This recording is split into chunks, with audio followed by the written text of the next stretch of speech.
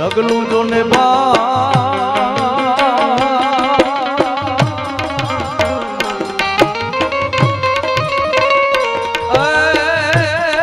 જોને કમળે કાશે સપરાવું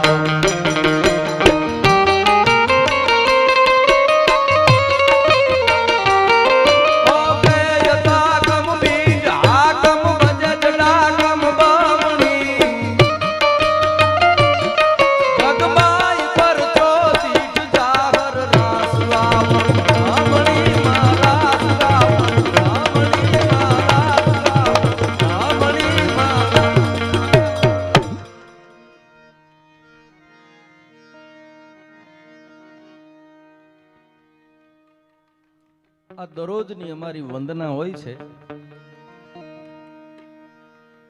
એક વંદનામાં 5-10 મિનિટમાં અમારા આખા પ્રોગ્રામનો આમાં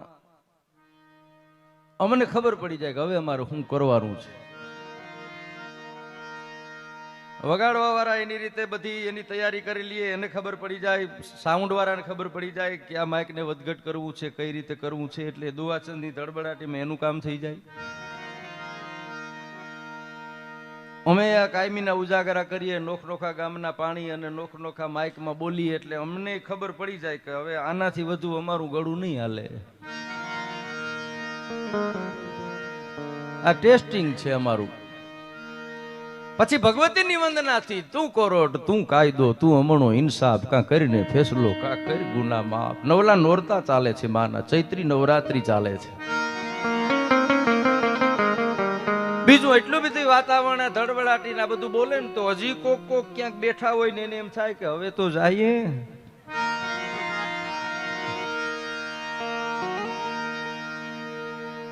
એ ભગવતીની વંદના શરૂઆતમાં ભાગવત સપ્તાહના એક આ નેજા હેઠળ મળ્યા છે, એટલે હું 5-10 મિનિટ એના વિશે, પછી બધી ફરમાઈશો જે કાંઈ મને આવડે છે એ બધું. આ બીજું કોઈ આ ભરતનાનભાઈ એનો રાઉન્ડ લઈ લીધો છે, મજા આવે ત્યાં લગી આપણે આનંદ કરવાનો છે. તો વાહે કોઈ કલાકાર હોય તો એ અમારે ધ્યાન રાખવું પડે, અમારી મર્યાદા હોય. પછી જે આપણે બોલાય, પણ ભાગવત સપ્તાહ ચાલે છે. બધાભાઈ ભીમભાઈ, જળ ટળે મન મળ ગળે અને નિર્મળ થાય દેહ, ભાગ હોય તો ભાગવત આઈ સાંભળીએ શ્રવણે. જળતા ટળી જાય, મનનો મેલ ધોવાઈ જાય, નિર્મળ દેહ થાય, ક્યારે? ભાગ હોય તો ભાગવંત સાંભળીએ શ્રવણે. મોટા પરિવાર નિમિત્ત બન્યો છે, એનો લાભ હવે કેટલા લઈ શકે? પેઢીઓના પુણ્ય જ્યારે ભેરા થાય ને ત્યારે ભાગવત સપ્તાહનું આયોજન થાય. બહુ અઘરું છે. કૃષ્ણની આ ગાથા મારા તમારા મૃત્યુ પછી પણ જો કોઈ ગ્રંથ એવો હોય કે મને તમને મોક્ષ અપાવે, એવી શાસ્ત્રમાં વાતો છે. એટલે તો આપણે ત્યાં વાહ ખોડવામાં આવે, એની હાથ કાતરી હોય, એક દિવસે એક કાતરી છે એ ફૂટે, એક દિવસે એક કાતરી છે, એમાં એ જે કાંઈ આવતું હોય જીવ કે જે કાંઈ, એ શાસ્ત્રોક રીતે આ બધું પ્રૂફ થઈ ગયેલી વાત છે. એટલે એ વાતો આપણે લાંબી નથી કરવી. પણ ભાગવત સપ્તાહ મારો એક દુઓ છે વનરાજ બાપુ કે રામાયણ ભાગવત ભણાય અને લેવાય ની એનો લાભ તો પરભવના નકી પાપ અહીં દેખાય સઘળા દેવરા. તમારા ગામના બાદરમાં, મારા તમારા વિસ્તારમાં રામાયણ કે ભાગવત જેવો ગ્રંથનું પઠન થાય અને હું તમે ત્યાં નથી જઈ શકતા તો ઓલા ભવના પાપ આપણને રોકે છે. પેઢીઓના પુણ્ય ભેરા થાય ત્યારે ભાગવત સપ્તાહ. એ કૃષ્ણની ગાથા, રસિકને રસનાયક લાગે, કપટીને ખલનાયક લાગે, ગોપને ગોવાળો લાગે, નટખટને નખરાડો લાગે, ગોપીઓનો માખણ ચોર, રાધાના મનડાનો મોર, અભિમાનીથી ના ઉચકાતો, પાછો તુલસીના પાંદડે તોડાતો, કૃષ્ણ દયાળુ કેવો છે તું અહીં હઈને ભવને ભાવે એવો છે, નંદને પારસનો કટકો તો કંસને કાળજડે ખટકો. દાદ બાપુ લખે કૃષ્ણનો જન્મ થયો છે ને તઈ કોકને ખટકો થયો છે. નંદને આનંદ હતો, અંધારી કાળી આઠમે અને જન્મો જ્યાં જેલ, તા તો મથુરા તણા મેલ ન્યા દેકારો થયો દેવરા. ન્યા દેખાડો હતો મથુરાના મેલમાં કઈ કૃષ્ણના જન્મનો આનંદ નહોતો. કૃષ્ણનો જન્મ થયો છે એમાંય અમુકને નથી ગમ્યું. આ બધું છે વાતાવરણ, એમાં મારે તમારે એની હારે રહેવાનું છે. એ કૃષ્ણની ગાથા જ્યાં ચાલે છે, એ ભાગવત સપ્તાહ મોઢા પરિવાર જ્યાં નિમિત્ત બન્યા છે. હામદ બાપા મોઢા, એમનો પરિવાર, કેટલાના નામ લઈએ, એ બધી વાતો પ્રસંગ અનુરૂપ કરશું આપણે. પણ હારા ભાગ હોય ને તો અહીંયા આવા આયોજન થાય. 3 પેઢીના પુણ્ય ભેરા થાય તો એક દાતાર જન્મે, 7 પેઢીના પુણ્ય ભેરા થાય તો એક સંત જન્મે, અને 100 પેઢીના પુણ્ય ભેરા થાય ને ત્યારે કૃષ્ણનું પ્રાગટ્ય થાય. આ પેઢીઓનું પુણ્ય વગર મળતું નથી. આપણને જે મળે છે ને એ ઓલા ભવના મારા તમારા પ્રારબ્ધ કર્મ જે કાંઈ હું તમે હિસાબ માંડીએ એને હિસાબે આપણને આ બધું મળ્યું છે. એમાં મારે ને તમારે લેર, આ મારે ને તમારે આનંદ, મારે ને તમારે જે કાંઈ મજા કરવાની છે આમાં કરવાની છે. ક્યાં આયોજનો જો બાપુ ગમે ત્યાં કથા હોય ને એવડા વિશાળ આયોજનો, ને કાથી 30 વર્ષ પહેલા કથા થતી હોય, 40 વર્ષ પહેલા પૂછો વડીલો હોય ને. નાની એક ખાટલી રાખી દે, આખી કેરું ઉપાડી આવે, કેરા હોતીયું, અને આડિયું રાખી દે. કોણ વાંચતો હોય તો દેખાય જ નહીં, બહાર નીકળે તો ખબર પડે મરી ગયો આ વાંચતો તો. કઈ સગવડ નહીં. આ બધું જે મળ્યું છે ને એ મારા તમારા પૂર્વ સૂર્યો, અમે વનરાજ બાપુ કલાકારો આજે આનંદ કરીએ છીએ ને, અમારા પૂર્વ સૂર્યોનો આ બધો પ્રતાપ છે કે એની જે અમને વાતાવરણ દીધું છે ને એ વાતાવરણમાં અમારે તો ભળવાની વાત છે. એમાં કથાકારોએ કેટલી કથાઓ કરી છે ત્યારે આવા આયોજનો થયા છે. અઘરા, બહુ અઘરા આયોજનો છે. અને કે મારા ભાઈ બંધે 2 વર્ષ પહેલા સપ્તાહ બેહારી હતી, હજી એના હપ્તા હાલે. આ કે હેલું તો નથી. એ તો બધા યોગ ફેરા થાય તે થાય સાહેબ. અટાણે તમે થોડાક મોડા પડો તમને હારા સાબુન મળે નહીં, થોડાક મોડા પડો તમને હારા વક્તા મળે નહીં, થોડાક મોડા પડો હારા કલાકાર મળે નહીં. એટલા બધા આયોજનો થયા છે કથાના.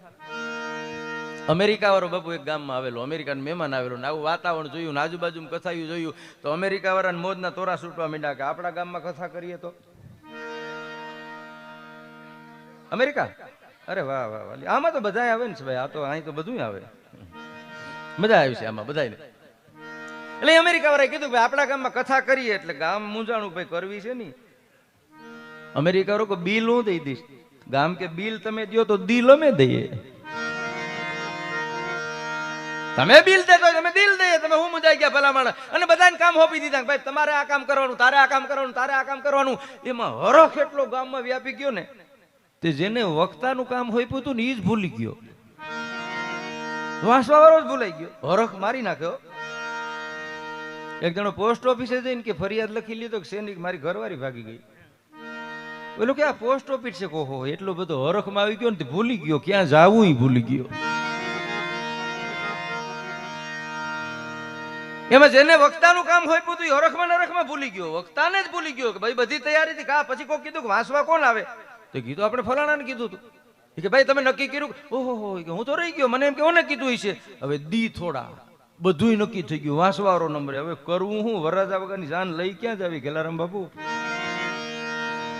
એમાં કોકે કીધું કે ભાઈ ફલાણી જગ્યાએ કથા વાંચે છે પણ તકલીફ છે. કે તકલીફ શું છે, એ કે એની જીભ જલાય. ગામ વાળા ક્યાં, આપણે તો અમેરિકા વાળા જલાવા જોઈએ. અહીં હારી હારી જીભ વાળા આવીને વાસી ગયા, આપણે ક્યાં કોઈ દી ફેર પીડ્યો આપણામાં કઈ.